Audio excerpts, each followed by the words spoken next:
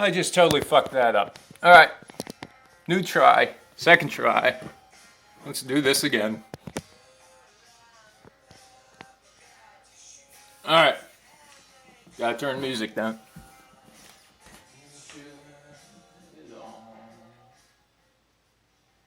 My cat. All right. So, god damn it. All right. I just made this nice, really long, perfect video, and then took the whole camera apart to put it on the computer, and it didn't work at all. All right, because I don't know what the hell I'm doing. I've never shot. It's okay. This is my first smartphone. All right, so this is a Magdyno. It's a modern one. It's got an electronic ignition in it, a magneto built into it that powers the ignition, so you don't need a battery, which I think is really neat. And then it's also got an alternator built into it, which will power lights and the horn and all of that stuff without the need of, like an alternator run off the crankshaft or something like that. And it's got a range of 100 RPM to 4,000 RPM, which is why I didn't think it would work with this engine that I want to use it with, except it runs at half speed because it runs, it runs off the same sort of drive that the camshaft runs off of it, and the camshaft runs at half speed. So if you look here, this is the hole down here is the hole that the crankshaft comes out of, and then there's like an idle gear here in this middle hole, like a sprocket. Well, there's a gear and then a sprocket in combination. So the crankshaft runs the idle gear using gears. And then there's also a sprocket built onto it. So it's sort of like this setup, but more close together. And this gear would be significantly smaller. I just pulled this off the Royal Enfield engine that the camera's leaning on. But, you have to understand the difference between a gear and a sprocket. Sprocket, that was a gear. All right, so there's a gear running off the camshaft, and then the camshaft is also driving a gear for the oil pump. But so the sprocket, the center sprocket, drives the camshaft, which is up forward, and it also drives the magneto, which is what this sprocket's for. This would be the magneto sprocket. And it drives those two at half speed with single row chains. And so the fact that it drives them at half speed means that my Magdyno ignition is fine, because the range for this engine red line is around 8,000 RPM. So the fact that it runs at half speed and has a top out of 4,000 RPM is actually perfect. So the problem I was having was that there didn't seem to be a way to mount this, because this was never intended to go on a twin-cylinder Norton. It doesn't center in that hole, and I had no sprocket, so I couldn't really play with it at all. And so I'd come up with, I was going to machine down the base of this a bit, and then build a platform that used this top stud and this lower stud, and somehow build a base, and then also build like a flange mount that's screwed into the front wall here. And it was going to be all kinds of craziness, and it still might be all kinds of craziness. Or my other idea was to use a pair of gears and significantly modify the magneto body to come out, because remember, this is the case wall. So there would be a gear here, and then another one next to it, so that the Magdyno could get mounted more here. It would be more over, sort of. You see? I don't know if you can't see that. My hand's in the way. Son of a bitch. This is not easy to show. So it would be more here instead of here, kind of.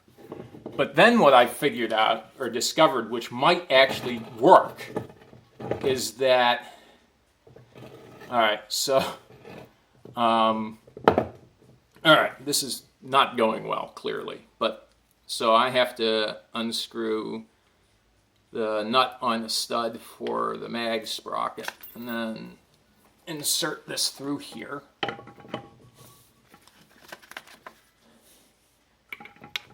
Add the sprocket and reattach the nut just to hold it in place. Right? So as you can see, it's not centered really, but if I tilt it like this, if I tilt it sort of at a downward angle, it fits. It fits almost perfectly. And that would work. I don't know if there's enough space. Got to hold it up with my knee because I need to move my hand. I don't know if there's enough space sort of down where my knee is, which is where the gearbox is sitting on the motorcycle. I don't know if there's enough space to mount this the way that this will work. But I kind of hope there is, because if there is, this would work. And I bought this Magdyno about 4 or 5 years ago for about $1,100, which it's worth. And I can't afford an ignition system as good as this one is again. That's almost as much money as I get a month. And because I don't live on very much and I have bills to pay and whatnot, I don't really have a savings account, so to speak. Which is fine, you know. I'm not complaining. I live significantly better than a lot of people in my situation. But it does really limit having an affliction for old motorcycles. So if I could make this work, that would be really quite something. But see, this was never used. One of these was never used on the Twin. It was used on the Norton singles, but on the Twin they had a Magdyno mounted here, and then they ran the dyno up front on a gear off the camshaft. So there was never anything this big back here on this engine. So there's no I can't like buy cases that are designed to fit this. And I don't know if you can tell, but my hands now got the shakes. But if I can make this work, I would be well ahead of the game, sort of. It would be a significant improvement to